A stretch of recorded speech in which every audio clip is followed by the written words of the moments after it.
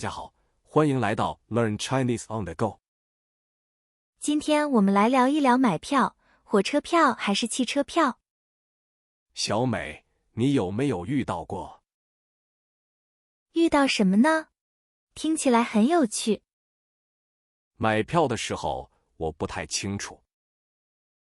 清楚什么？不是直接买吗？我上次要去个附近的城市。附近，那应该不远吧？对呀，我就买了汽车票。汽车票很方便，便宜一点。结果呢，开了4个多小时。哇，4个小时还算附近？我也觉得很奇怪啊。那你为什么不买火车票呢？当时觉得附近就坐汽车。哈哈，这个误会真大。是啊，所以我在想，买票是火车票好，还是汽车票好？对，这真是个大问题。我觉得要看你去哪里。比如，如果你去很远的地方，那火车是最好的选择。高铁很快，也很舒服。对，时间上省了很多。但如果只是短途出行呢？那汽车就比较方便了。方便？怎么个方便法？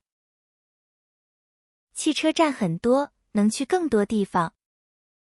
哦，明白了，不用去大站。有些小县城没有火车站。这个倒是真的。坐汽车可以直接到目的地。但上次那个附近的事儿，哈哈，你还记着呢。当然了，差点把我坐晕了。所以，距离真的很重要。特别是中文里的附近。每个人的感觉可能不同。你觉得3个小时算附近吗？我觉得3个小时算有点远。那我会买火车票了。我也是，如果能坐火车。还有一点，哪个更便宜？通常汽车票会便宜一些。但如果时间很重要呢？那就不一定很好了。比如高铁比汽车快1倍。即使贵一点也值得。看来买票真不容易啊。是啊，要好好考虑一下。不只是看价格和时间，还要看你喜欢哪种感觉。对，比如坐车的舒适度。高铁确实很宽敞舒服。汽车有时会特别挤。我有过挤到不舒服的经历。真的吗？那可太糟糕了。有一次过年回家特别挤。哇，春运是真正的挑战。那是每年都要面对的。你会提前很久买票吗？当然，不然根本买不到。我上次就差一点没买到。很多人都遇到过这种事。尤其是热门线路的票。对，那种抢票的感觉。简直就像打一场仗。是啊，我的心跳会加速。这就是独特的中国特色吧。提前规划真的非常重要。不然就只能坐慢车了。或者站票，站好几个小时。哎呀，那坐着可太累了。那么，有些人会选择卧铺。卧铺的感觉确实很特别啊。卧铺车厢里像个小社会。是的，里面各种各样的人都有。你会和陌生人聊天吗？我有时会听听他们的故事。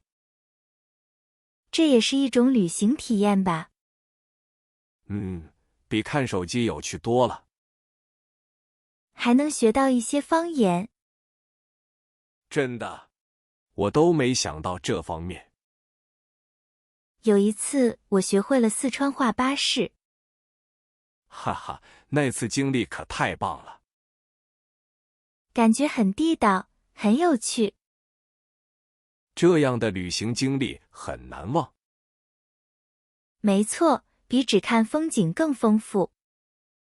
那么，除了舒适和省钱，沿途的风景也很重要。对，火车可以看到更多。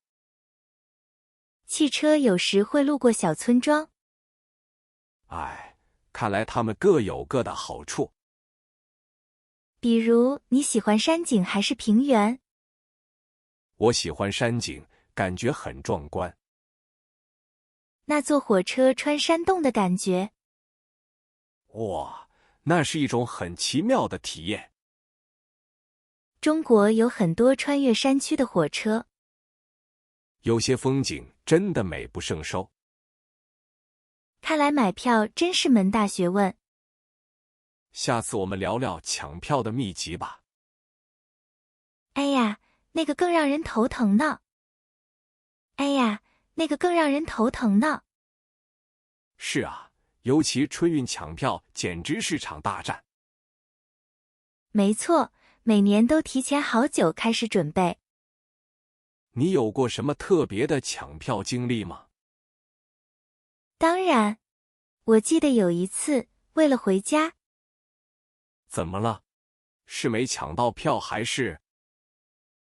我连续3天半夜爬起来刷票呢。哇塞，3天，那真是太拼了。对啊，最后终于候补成功了。候补成功，那感觉一定很棒吧？简直是拨开云雾见青天那种喜悦。哈哈，这种坚持不懈的精神真好。你知道候补在中文里多重要吗？它表示等待，机会可能再来。不止等待，还含着不放弃的希望。就像生活里遇到困难也要坚持。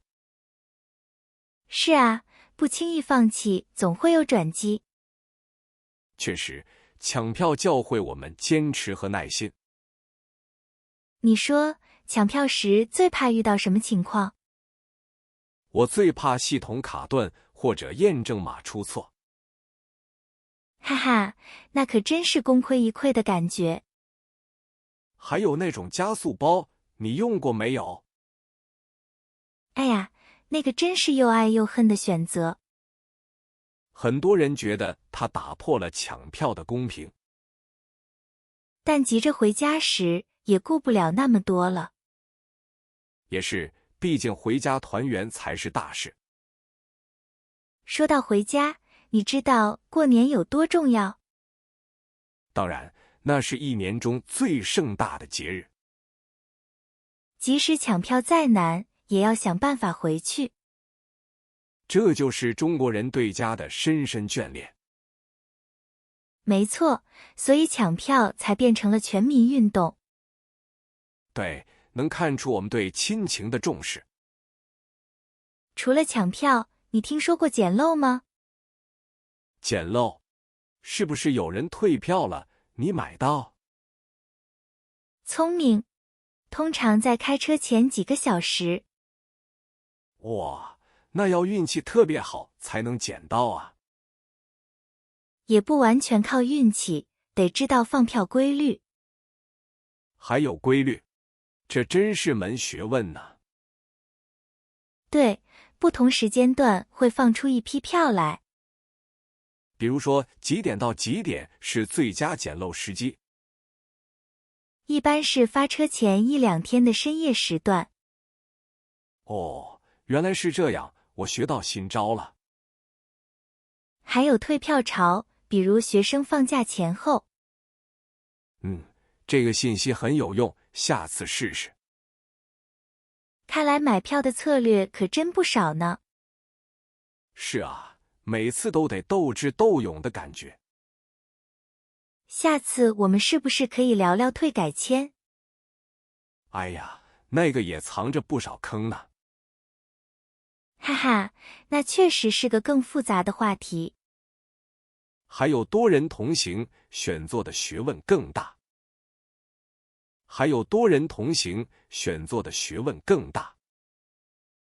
对，尤其想坐一起，太难了。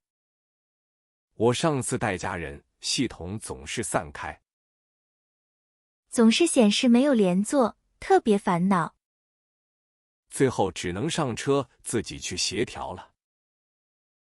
真的吗？那大家愿意换吗？有时得说好话，还送点小零食。哈哈，这简直是心理战术呢。是啊，就为了能照顾到孩子。理解理解，这真是父母心啊。没错，你喜欢靠窗还是靠过道？我通常选靠窗，看风景舒服。我喜欢靠过道，方便去洗手间。还有选靠边的位置，更自在些。每个人都有自己的偏好。说到孩子，儿童票规则挺复杂。对，身高划分和年龄都不同。有时差一点点，就得多买一张。哇，那岂不是很容易算错账？是啊，我朋友就遇到过这情况。最后是怎么解决的呢？他就直接给孩子买成人票了。这样就省去了好多麻烦，方便。主要是为了确保行程顺利嘛。毕竟拖家带口出门不容易啊。大家出行时最看重什么呢？我觉得准时和舒适最重要。还有价格和出行方便程度。对，交通方式选择也很有讲究。看具体路线和时间安排很关键。中国人很讲究“赶”这个字，赶火车、赶车都带个赶，就像一种生活的节奏和急迫感。好像不赶就来不及了一样。这种感是深入骨子里的。我上次就差点没赶上火车。怎么回事？发生什么事了？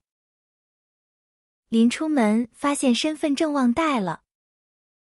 哎呀，这真是个大乌龙啊！幸亏家离车站不算太远，跑回去。真的捏了一把汗，时间很紧张。是啊，那种心跳加速的感觉。所以提早出门是最好的策略。也是一种对旅途的尊重吧。让整个行程更加从容不迫。说到这，我想到转乘的烦恼。中转票的问题也很复杂。尤其时间卡得紧，太容易误点。是啊，下次我们聊聊如何中转。还有延误险，那个也得好好说。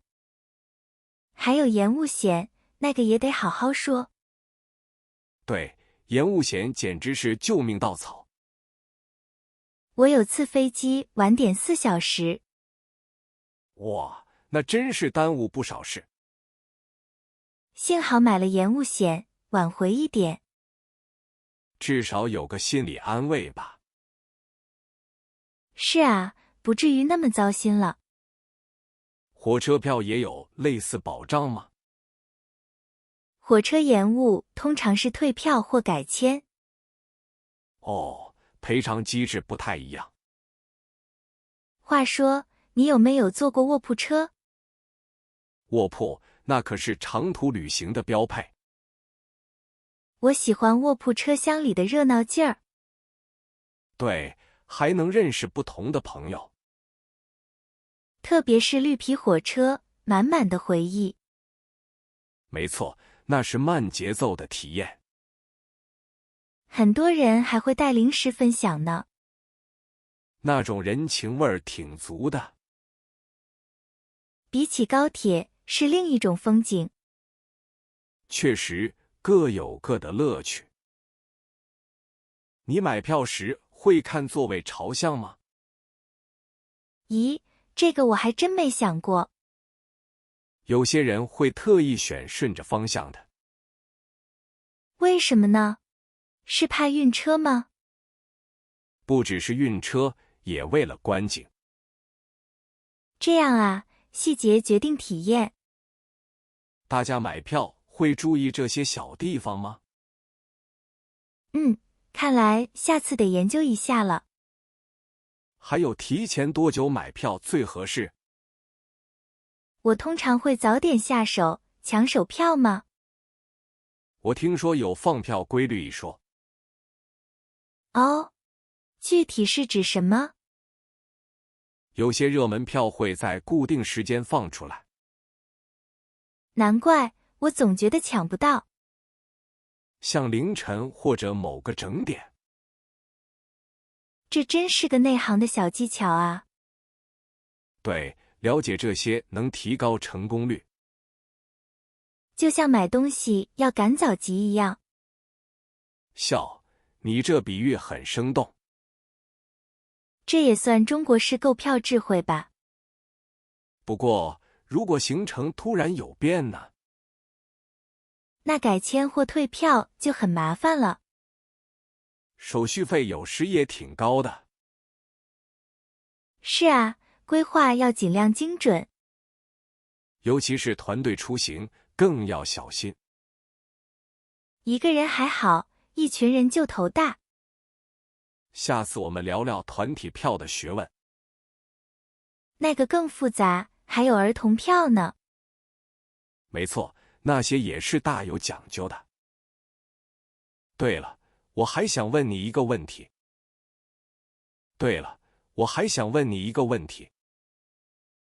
哎，你想问什么呀？如果帮别人买票，需要注意什么？最重要的就是证件信息。身份证号的非常准确才行。没错，一个数字都不能错。那外国人买票呢？用护照吗？对，外国人必须用护照买。机场和车站好像都一样。流程都差不多，要求很严格。我有朋友就因为拼音错了，结果导致无法取票，很麻烦。是啊，所以信息要再三核对。尤其是给老人孩子买票时，老人家可能没有智能手机，那就得用他们的实体证件，比如身份证或户口本原件。没错，或者直接窗口买票。窗口买票虽然慢一点，但有问题可以及时询问。尤其是不熟悉流程的人。这是最稳妥的一种方式了。你有没有遇到过什么情况？有次帮朋友买，差点买错日期。真是虚惊一场啊，还好发现。对啊，当时吓出一身冷汗。小细节真的能决定成败。买票考验的就是耐心细致。我觉得还有一点很重要。是指乘车时间的选择吗？不，是关于出行前的准备。哦，比如提前规划路线。没错，了解各种交通方式。提前查好班次和票价。这样才能做出最佳选择。也省去了很多不必要的麻烦。